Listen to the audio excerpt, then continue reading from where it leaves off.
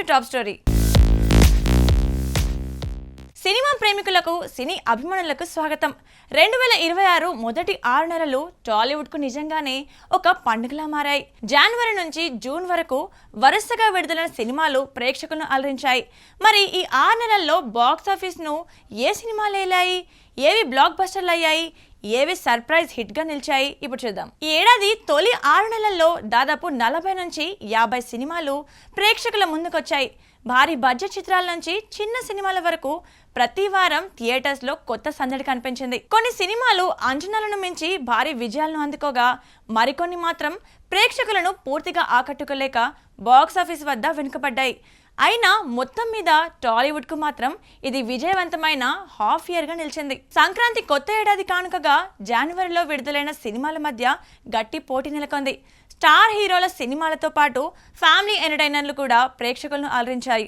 ఎంతో అంచనాల మధ్య వచ్చిన ది రాజా సాబ్ ఆశించిన స్థాయిలో మెప్పించలేకపోయినా మనశంకర వరప్రసాద్ గారు మాత్రం బాక్సాఫీస్ వద్ద బ్లాక్ బస్టర్గా నిలిచి అభిమానులకు అసలైన సంక్రాంతి కానుకగా మారింది. ఇదే సమయంలో అనగనగా ఒక రాజు, నారీ నారీ నడుమ మురారి సినిమాలు కూడా మంచి టాక్ను సొంతం చేసుకొని సూపర్ హిట్ జాబితాల్లో చోటు దక్కించుకున్నాయి. ఫిబ్రవరి, మార్చ్ నెలల్లో పెద్దగా హడావిడి లేకుండా వచ్చిన కొన్ని సినిమాలు ప్రేక్షకుల మనసు గెలుచుకున్నాయి.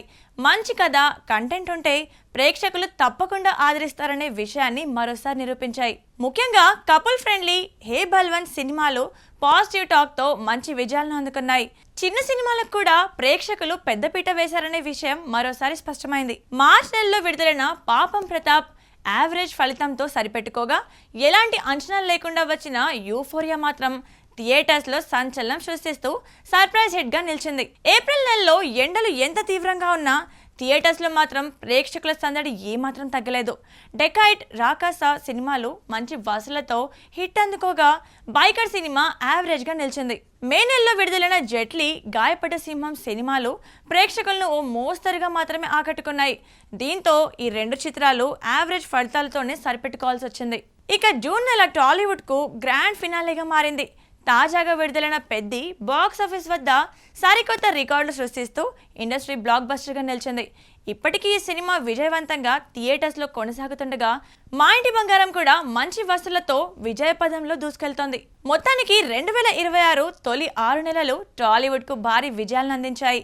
చిన్న సినిమా అయినా పెద్ద సినిమా అయినా మంచి కథ ఉంటే ప్రేక్షకులు ఆదరిస్తారనే విషయాన్ని మరోసారి నిరూపించాయి.